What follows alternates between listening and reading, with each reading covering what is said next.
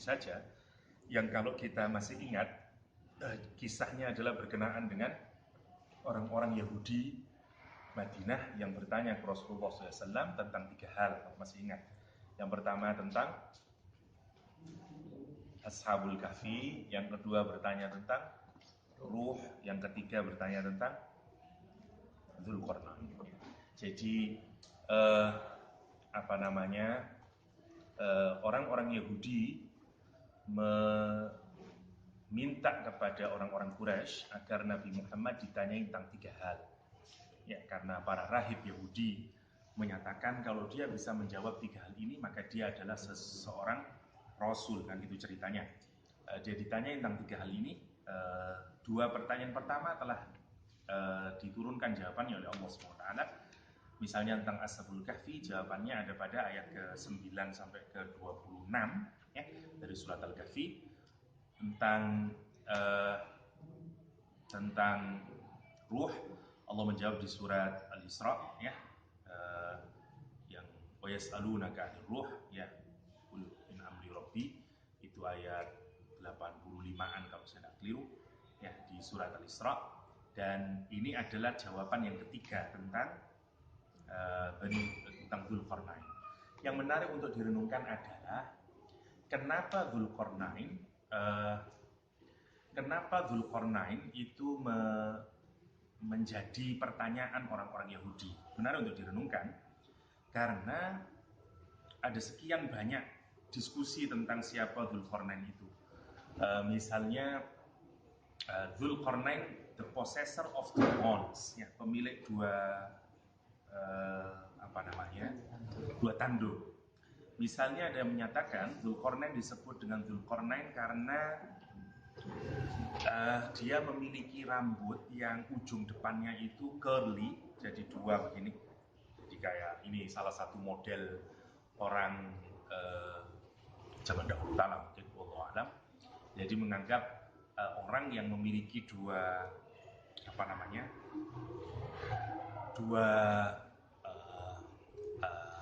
kuncitan ya, mungkin ya, kuncitan rambut yang pertama. Yang kedua, ada pendapat yang menyatakan Dzulqarnain itu orang yang memiliki tanda di kepalanya karena bekas cacat, entah kena pukul atau apa, di 2 bagian, di sebelah kiri dan sebelah kanan. Yang ketiga, ini yang paling umum, dianggap sebagai karena dia menguasai timurnya bumi dan baratnya bumi, karena itu disebut dengan Dzulqarnain.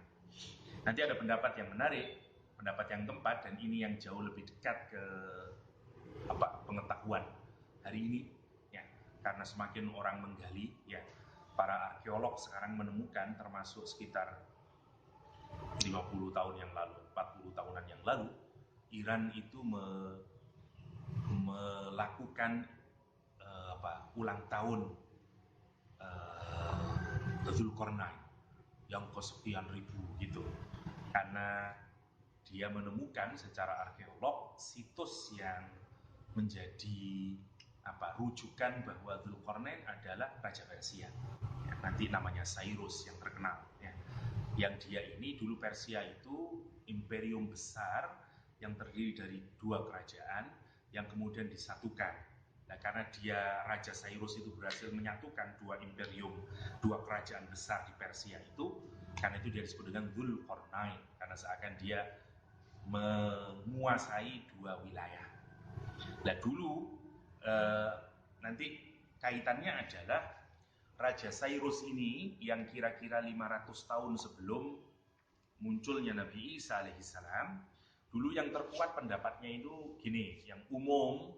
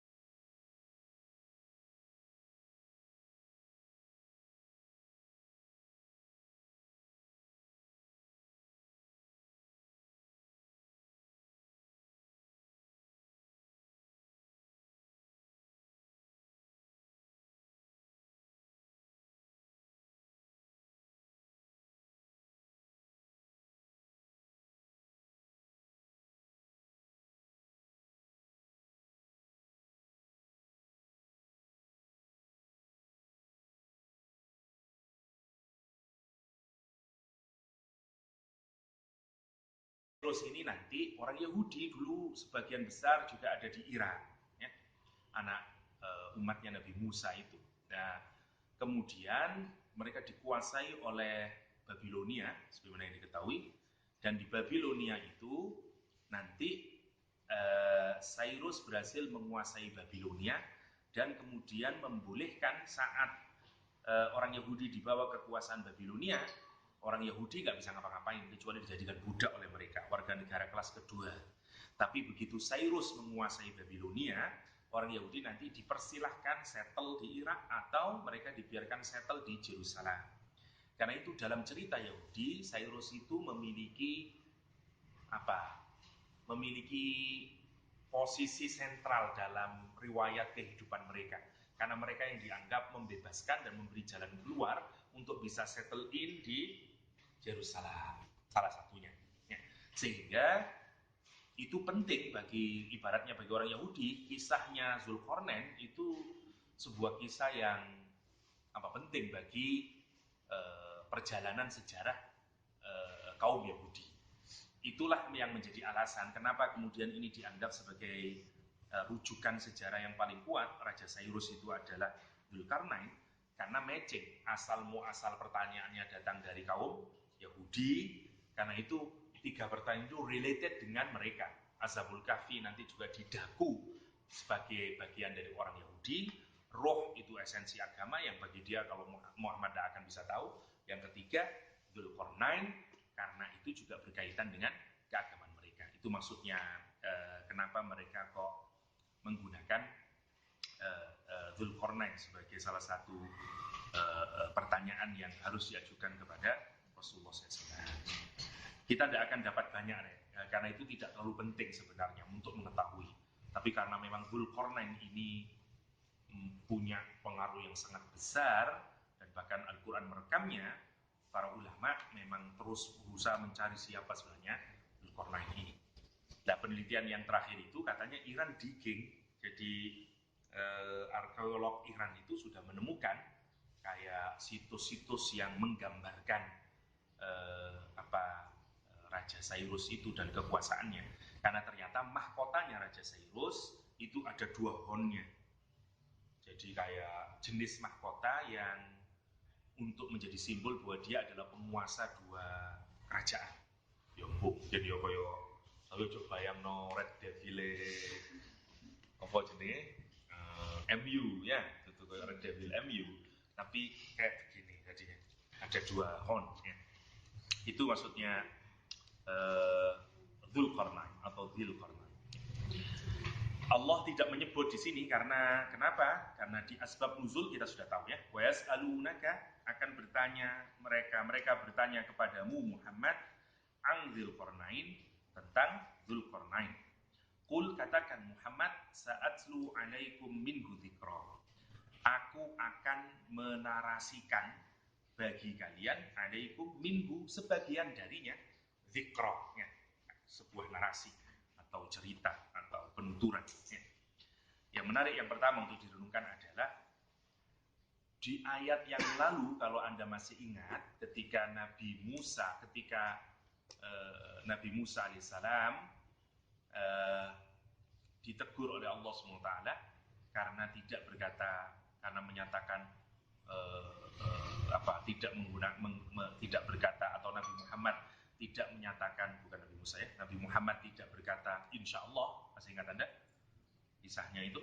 Ketika Nabi Muhammad ditanya, oke, besok saya jawab.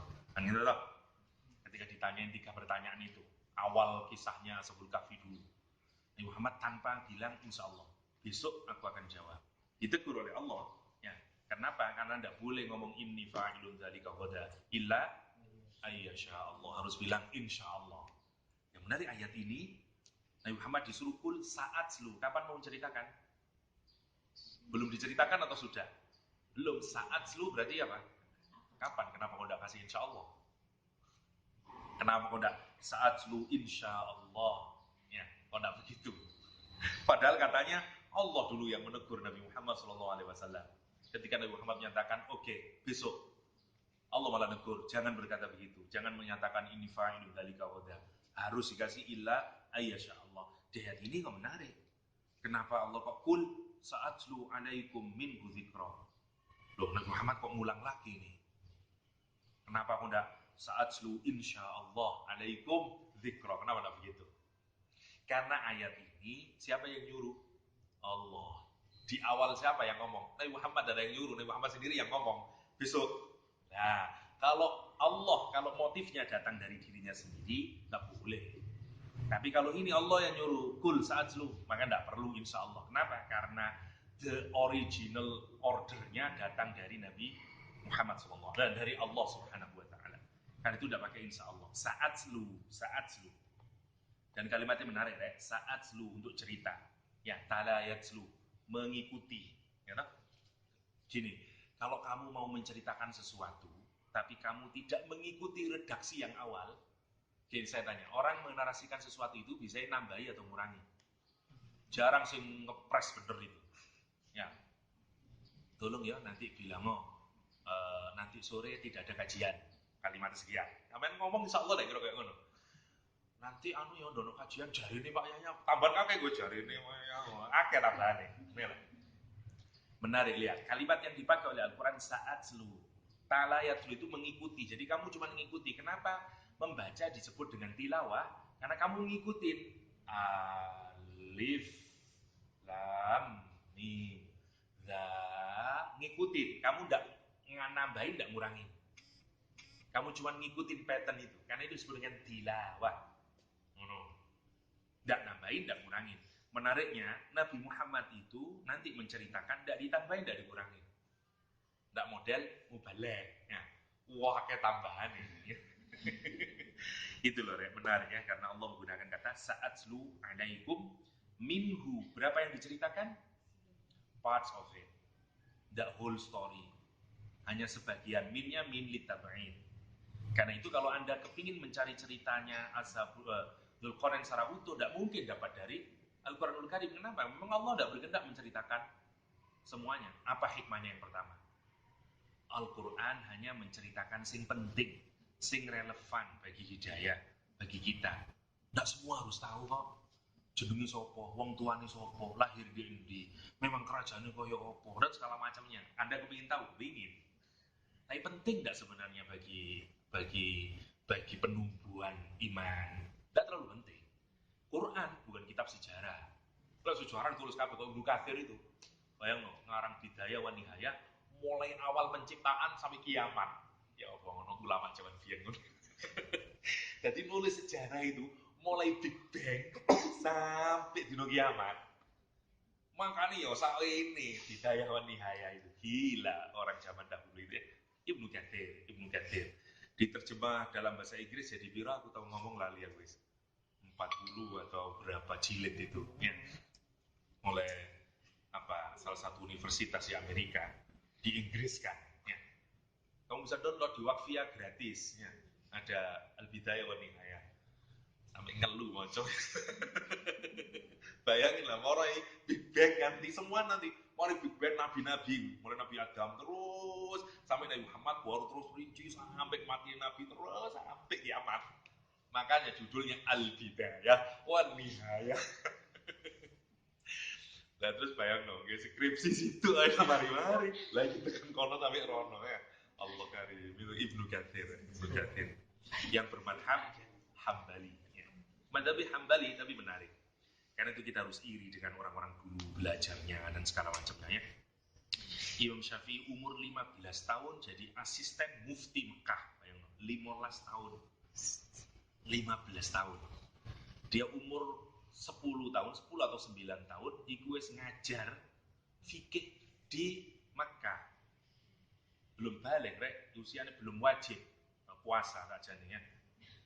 Tapi ada kisah lucunya, dia ngajar fikih siam ya, di hadapan orang-orang waktu Ramadan.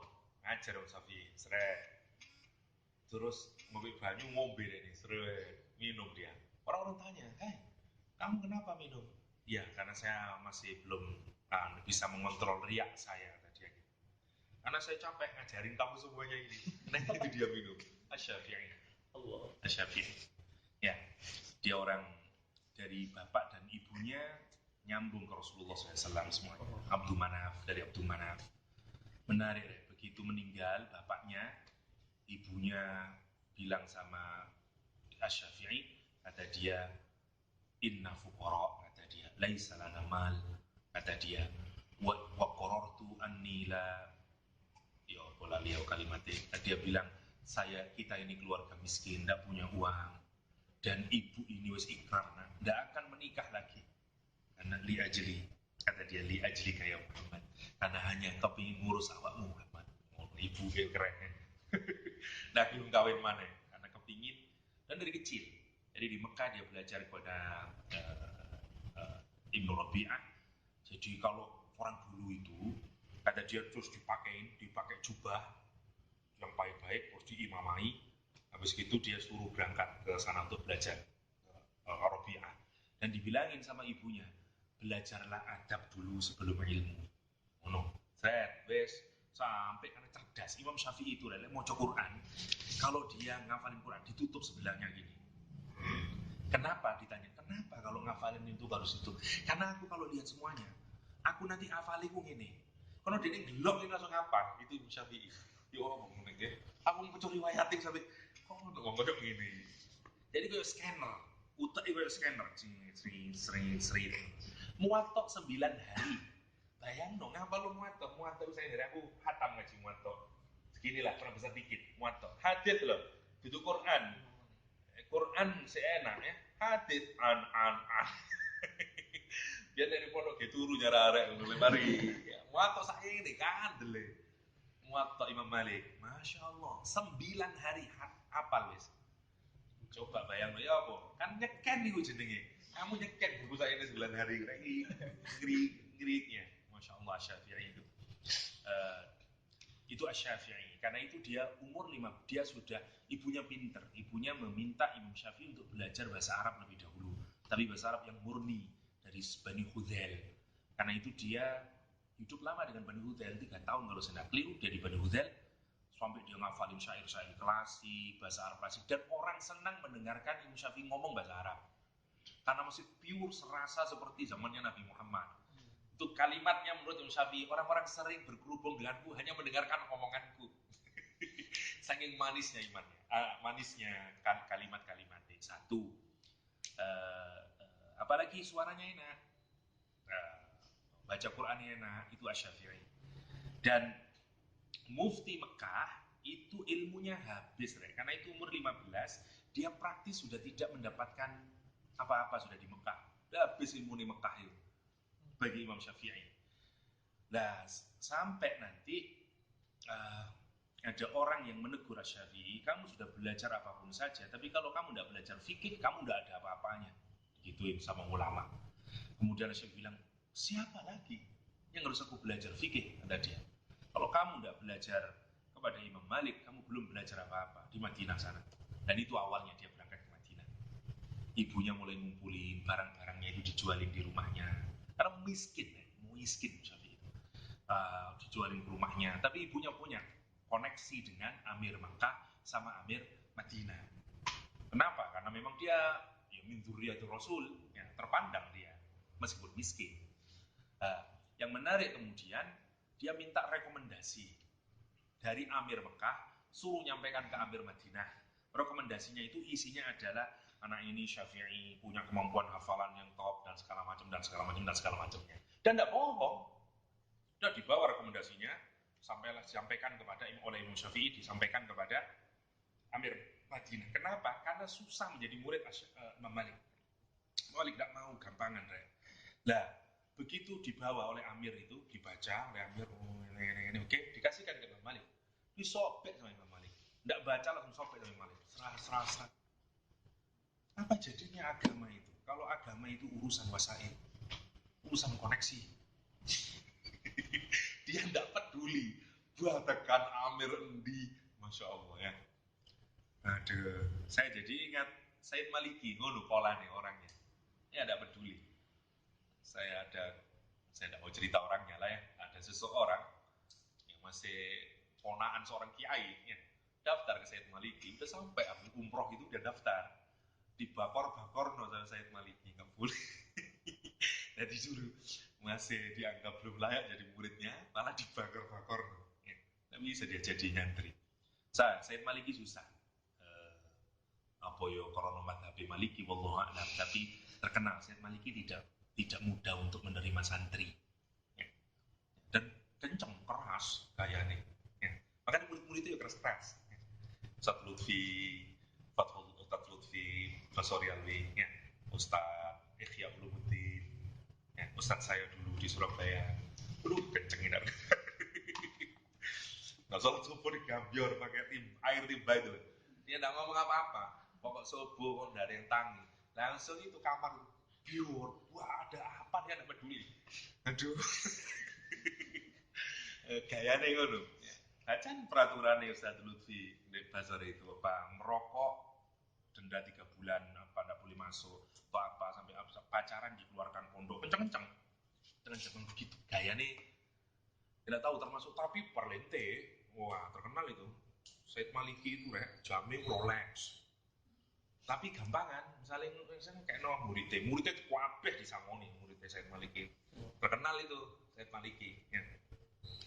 Yang yaitu LA di tohut-tohut no ya ulama-ulama Salafi jadi pangkrengan itu wallahu alam saya mendak ngurungokno omongane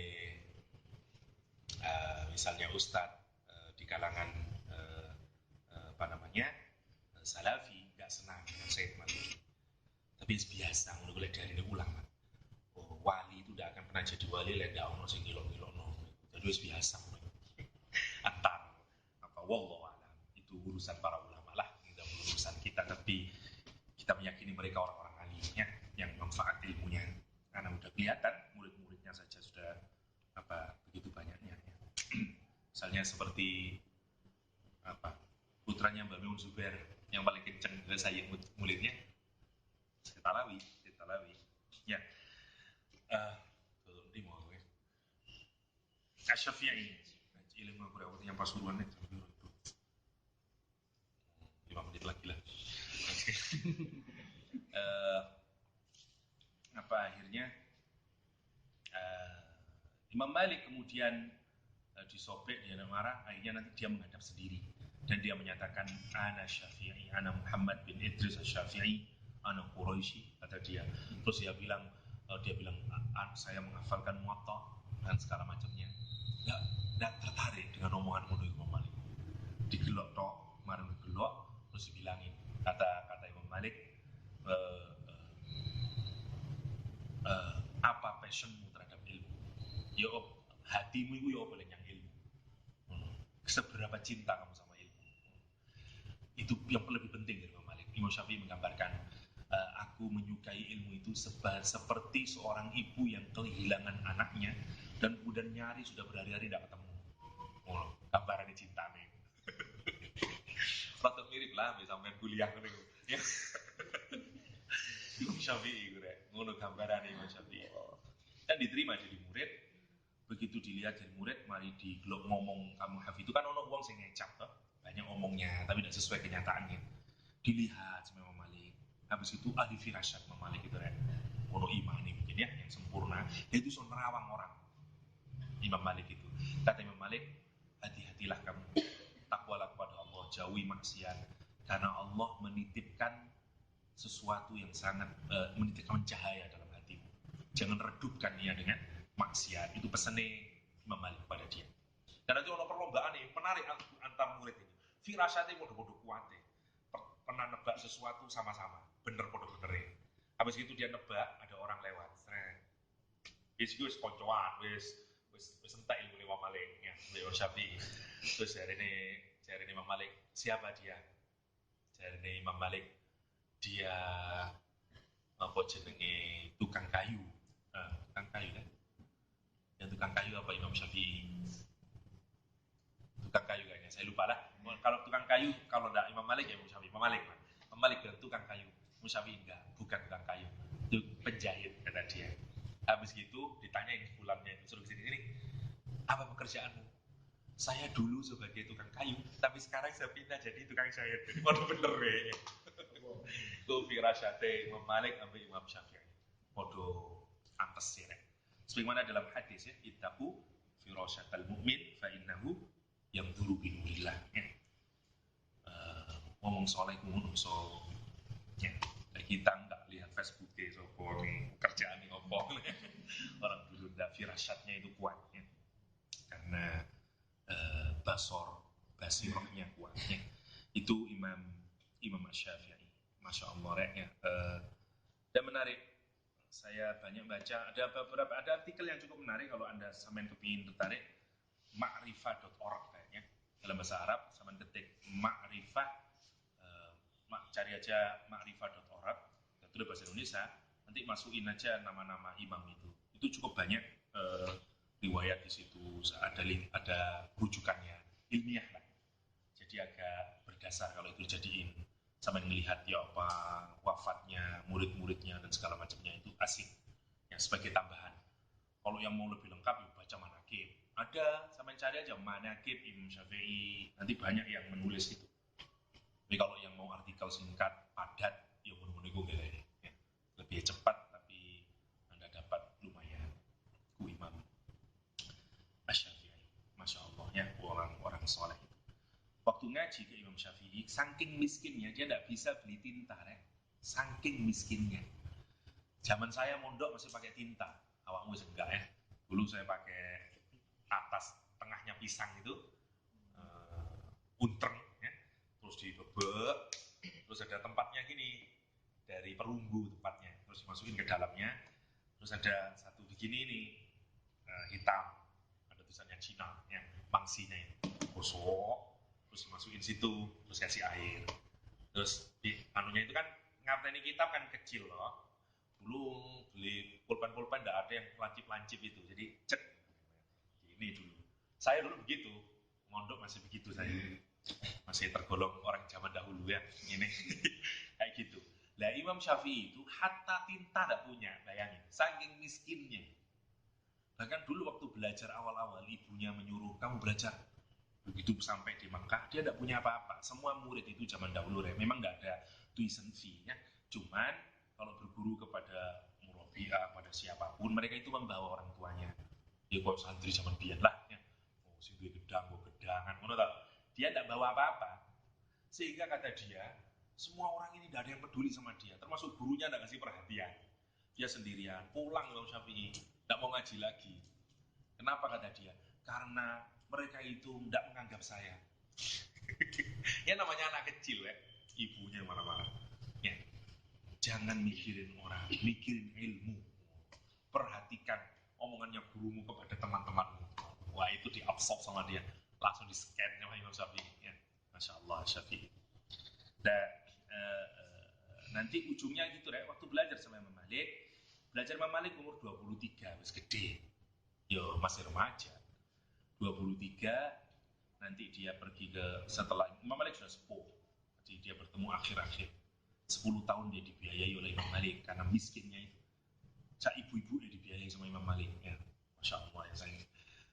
Nanti dari situ nanti dia belajar ke Baghdad, ketemu dengan Asy-Syaibani, muridnya Imam Abu Hanifah yang kemarin kita ceritakan.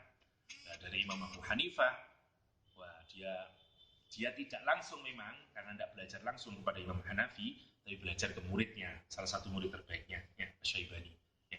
Jadi kira-kira begitu. Jadi Imam Syafi'i itu merangkum semuanya sebenarnya. Ya. Makanya susah nyari tandingannya. Dia berguru ke Imam Malik, muridnya Imam Ahmad bin Hanbal, dan dia juga menguasai fikihnya Imam Hanafi. Karena waktu dia berguru pada Syaibani, setelah pulang, itu satu onta hanya berisi tentang kertas, kulit, batu, tulang. Ketika ditanya orang apa itu, semua ilmu fikihnya Syaibani, fikihnya Imam Hanafi, semuanya sudah ada. Sudah itu semuanya. Dan itu sudah di sini. Jadi dia menguasai tiga itu. Dan nanti Imam Ahmad bin Hanbal jadi muridnya. Karena itu Imam Ahmad bin Hanbal cintanya Masya Allah kepada gurunya ini. Imam Ahmad itu didik Asy-Syafi'i. Setiap donga selalu dia doain Imam Syafi'i. Muridnya itu Imam Ahmad bin Hanbal. Sampai putrinya itu abai loh, didik Asy-Syafi'i. Ngono rek, saking nemeni oleh menyanjung Imam Syafi'i. Imam Ahmad bin Hanbal. Sampai kemudian bertamu Imam Ahmad bin Hanbal ke Imam Syafi'i ke rumahnya Imam Ahmad bin Hanbal. Seweneng toh. Ulama yang paling dikagumi abahnya. Wah, ditunggu-tunggu itu. Wah, masak banyak Imam Ahmad. Sore makan banyak Imam Syafi'i. Seret. Habis makan dipersilakan masuk kamar. Imam Ahmad sepertiga terakhir mesti bangunin keluarganya sholat malam sampai subuh. Imam Syafi'i tidak bangun, tidak keluar pintu. Anaknya ngedumel. Katanya orang soleh, kok tidur tok gitu. Paginya dia tanya, Abah, gimana gitu? Katanya orang soleh, kok tidur mulu? Gitu kira-kira. Ditanya ke Imam Syafi'i, apa kata Imam Syafi'i?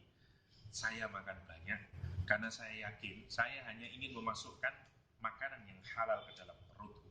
Dan aku yakin, makanan paling halal di daerah ini adalah makananmu, Ahmad bin Hanbal. Karena kamu paling soleh. Karena itu aku makan banyak. Karena aku ingin mengencangkan perutku. Agar apa? Agar aku bisa menulis. Dan malam itu dia merenungi satu hadis yang terkenal, itu hadis tentang Umar ya, hadis tentang burungnya adiknya Anas bin Malik yang mati itulah ya, madza fa'alan Nughair, kalau kamu masih ingat hadisnya. Nah, Imam Syafi'i merenungi hadis itu, dia bisa mengeluarkan 70 hukum hanya dari satu hadis. Karena itu dia tidak tidur hanya karena istinbatul ahkam. Itu Imam Syafi'i. Anaknya langsung geleng-geleng, ya pantesan abahku seneng kepada dia ya. Itu Asy-Syafi'i. Satu si jawis lah ya. Wa yas'alunaka 'anil qarnain qul sa'atlu 'alaikum min dzikra inna makkanna lahu fil ardi wa atainahu min kulli syai'in sababa. Nanti Allah mengestabliskan siapa? Iskandar Dzulqarnain, lahu bagi dia fil ardi, muka bumi ini, wa atainahu, dan memberikan kepada Dzulqarnain min kulli syai'in, dari segala sesuatu, sababa, resources ya. Bahasa sekarang ya. Jadi Allah ngasih resource of any kind. Jadi bahasa sekarang ngasih financial resource, ngasih semuanya, mau political resource, ngasih cultural resource, ngasih semuanya. Jadi resource mau, makanya nanti kuat sekali karena semuanya diberikan oleh Allah SWT, resource-nya itu namanya min kulli syai'in sababa. Itu saja ya. Saya janji nanti ngomong kampung soalnya di sana, karena saya mau ngumpulin semua RT RW yang di dekat pondok agar mereka ikut nimbrung dan nulungin pembangunan masjid ya. Saya janjinya jam 5 semoga nyampe lah. Oke. Itu saja. Sorry ya, kayak soto-soto gara-gara pesan tadi napakku itu loh. Ya, jadi itu saja. Assalamualaikum warahmatullahi wabarakatuh.